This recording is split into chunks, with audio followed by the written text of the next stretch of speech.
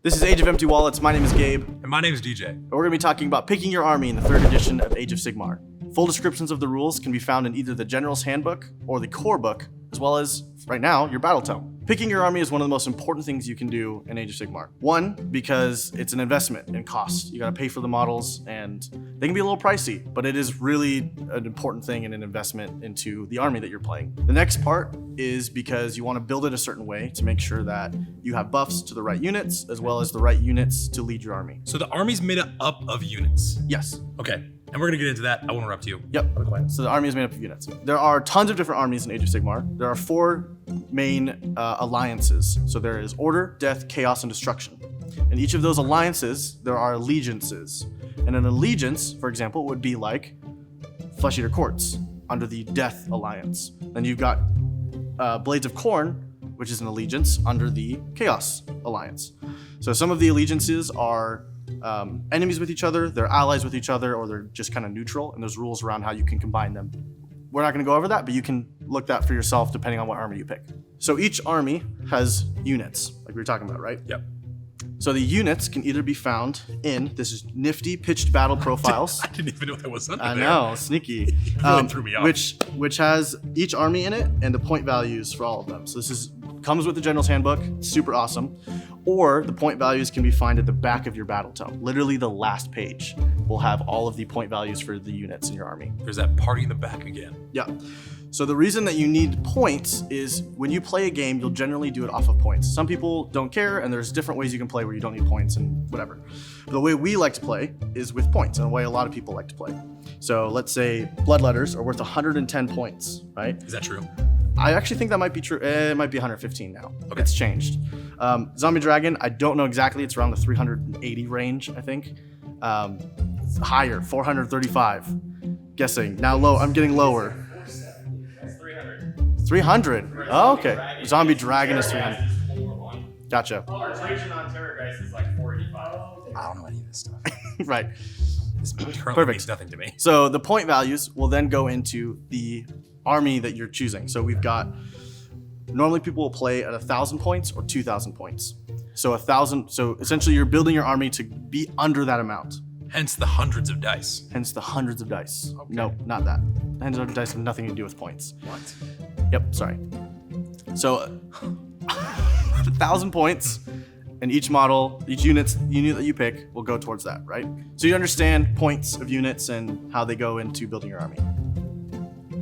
Yes. Do you? So yeah. So if this is worth 300 points, right? Right. And this is worth, you said 115? Yeah. Then I need whatever 300 minus 115 is. I'm not a human calculator. Sorry.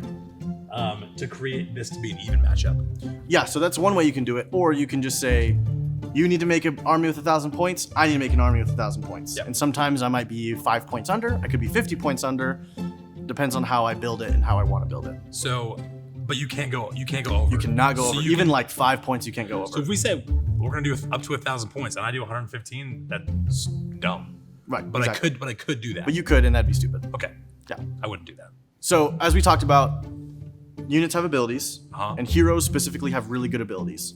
So sometimes what people do is they'll take a hero and they'll build around those heroes. So hero isn't even necessarily related to order because order sounds like the good guys. Right. But they're not directly related to that. They could be in any Exactly. Of, any of So the 4 hero essentially allegiances. just means like a leader. Yeah. Okay. And they're allegiances or alliances. So alliances are the 4 big ones. Okay. Allegiances are the ones. Okay. So both words exist. Yes. Okay. Great. On top of the units in your army, you also have battalions. Okay. So battalions will be groups of units. So depending on their keywords, you will have, in the General's Handbook, there are battalions that you can pick, and they are based off of keywords. The keywords that are used in battalions are also used in your army limits. Okay. So depending on if you're doing a 1,000 point game or a 2,000 point game, you'll have limits to how much of each unit with a certain keyword you can take. Okay.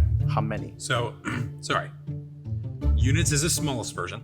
Unit is just yeah. And then units make up battalions. Yep. And then battalions make up your army. Yes.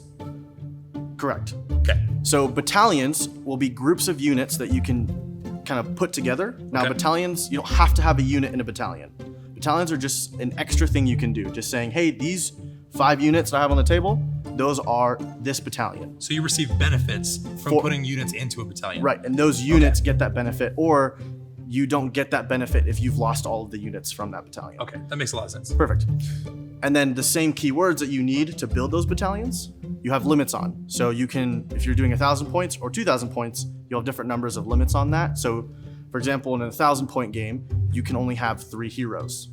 Okay. And in a 2,000-point game, you can have up to 6 heroes. But then you also need to have at least 2 battle line in a 1,000-point game and at least 3 battle line in a 2,000-point game. So some of them have an at least, and some of them have a limit. Okay.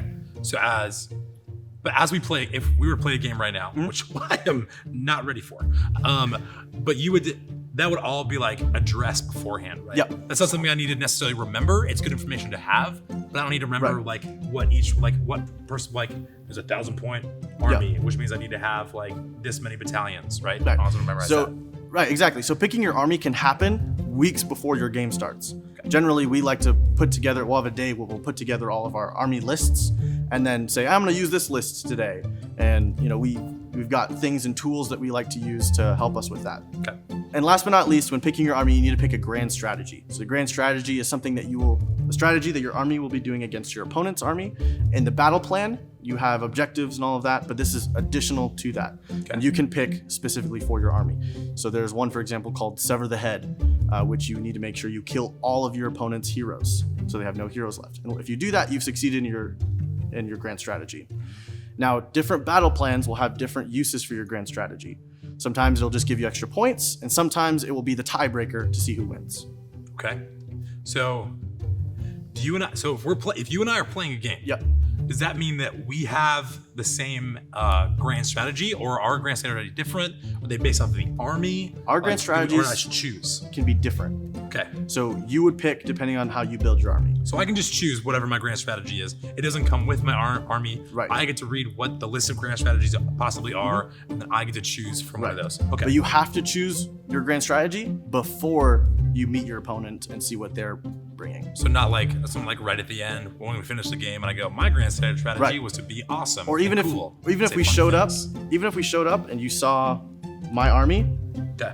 you couldn't say, "Oh, this is my grand strategy now that you've seen my army." It has to be It has brought to be with you. beforehand. Yep. Okay. So it's better to plan your grand strategy with the army that you've built. Okay. So we just went over alliances, allegiances, unit points, hero abilities, unit abilities, battalions, and your grand strategy. The next video, we're going to be going over setting up the game. So that will be picking your battle plan, setting up terrain, as well as picking who is going to go first and who will be going second. Very fun. Thank you guys for watching. Please like, comment, and subscribe on the video, as well as follow us on Instagram and join us on Discord. Thanks for watching. I mean, I feel like I'm learning. That's good. Yeah, I mean, a little. I feel like of the things that we've learned today, I've got grand strategy down. I don't know. Out of all the things, the one thing you have is grand strategy. I feel like I got the other ones. I feel like I got alliances and allegiances. I forget which one is Okay, higher so- or lower. So if you understand grand strategies, why don't you name them? Grand strategy number 1, sever the head. Okay. He's Grand- learning. Number 2. Number 2, take a poop in the woods. Okay, number 3. The Battle of Gettysburg. Number 4.